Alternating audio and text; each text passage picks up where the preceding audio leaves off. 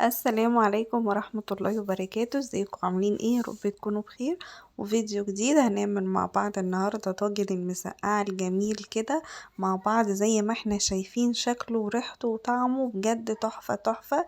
ان شاء الله تجربوه ويعجبكم. انا مطبخ نينا للي ما يعرفنيش، يا ريت لو اول مرة تشوفوني ما تنسوش تشتركوا وتفعلوا زر الجرس عشان يوصلكوا كل جديد.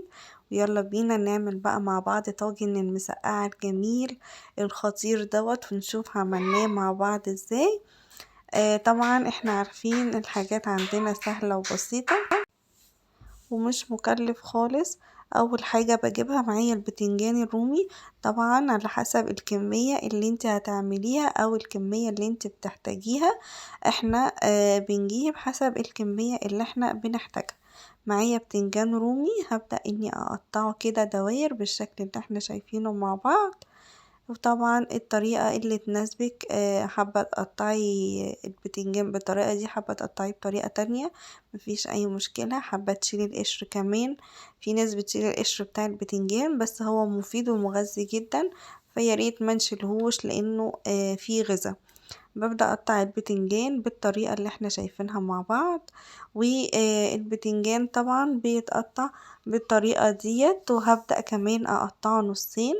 بصوا بيبقى شكله حلو قوي. بصوا ده كده بقى شكله. بقطع طبعا كمية البتنجان كلها اللي معايا بنفس الطريقة زي ما وريتكم. ومعايا كمان فلفل رومي وفلفل حامي، زي ما انت حابة تحطي بتزودي. انا كده خلاص بعد ما خلصت كمية البتنجان اللي معايا ودوت الفلفل اللي انا هحطه. حاطه فلفل رومي وفلفل حامي، زي ما قلتلكوا طبعا زي ما انتوا حابين تحطوا حسب الكمية اللي انتوا عايزينها. هبدأ اني اغسله واسيب البتنجان كمان بنقعه في شوية مية بملح، علشان لما اجي احطه في الزيت ما يشربش مني زيت كتير. فلو مش عباه يشرب زيت حطي شوية ملح كده، معلقة صغيرة ملح في المية وسيبيه حوالي نص ساعة علشان ما يشربش معاكي الزيت.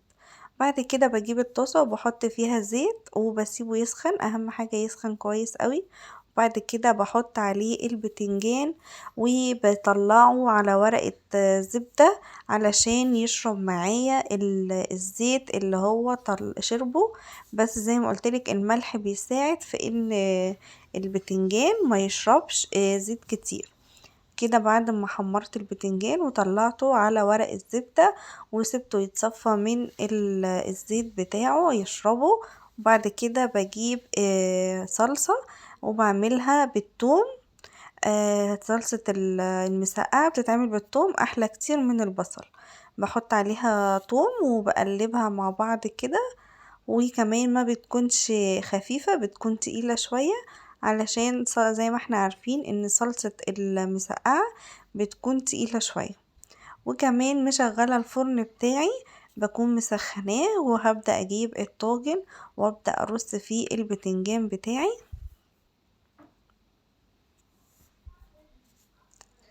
بالطريقة دي كده بنزل بالبتنجان، طبعا قلتلكوا الكمية حسب ما انتوا عايزين. انا عملت الكمية بتاعتي على قد الطاجن اللي عندي.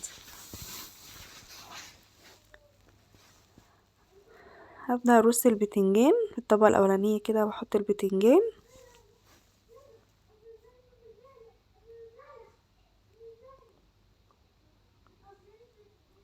وبعد كده بحط الفلفل بتاعي. ما ترصيه كده وتنظمي حاجتك طبعا بتكون احسن بكتير من ان احنا ندلق كده وخلاص. لا انا بحب ارتب حاجتي وانظمها كده بالشكل اللي احنا شايفينه مع بعض. طبعا حمرت البتنجان وحمرت الفلفل، اهم حاجه ياخدوا راحتهم في التسويه عشان لما تيجي تاكليه تلاقيه طري كده وجميل. ما يكونش مثلا الفلفل ناشف او حاجه، لا، او البتنجان مش مستوي كويس. اهم حاجه طبعا التسويه بتاعتنا. والصلصه انا حاطه عليها الملح والفلفل والبهارات وكل حاجه، ببدأ اني انزل بيها كده كلها. وطبعا انا مشغله الفرن. بصوا هي الكميه كده تمام. خلاص هبدأ بس ان انا اوزع الصلصة كده وانزل بالفلفل والبتنجان اللي معايا. عشان يتشرب من الصلصة بتاعتي. وبعدين هبدأ ادخله الفرن ياخد بقى راحته في طبعا هي كل حاجة مستوية، يدوب بس هشغل عليه الفرن من تحت شوية، وبعد كده هديله لون بالشواية، هتفتح الشواية ياخد فيها لون وهخرجه على طول. ده كده شكله بعد ما خرج معايا من الفرن. بصوا بسم الله ما شاء الله، اللون والريحة والطعم بجد جميل جدا. ان شاء الله تجربوه يعجبكم، ومستنية رأيكم في الكومنتات، وياريت ما تنسوش تشتركوا وتفعلوا زر الجرس، وما تنسوش اللايك. والسلام عليكم ورحمة الله وبركاته.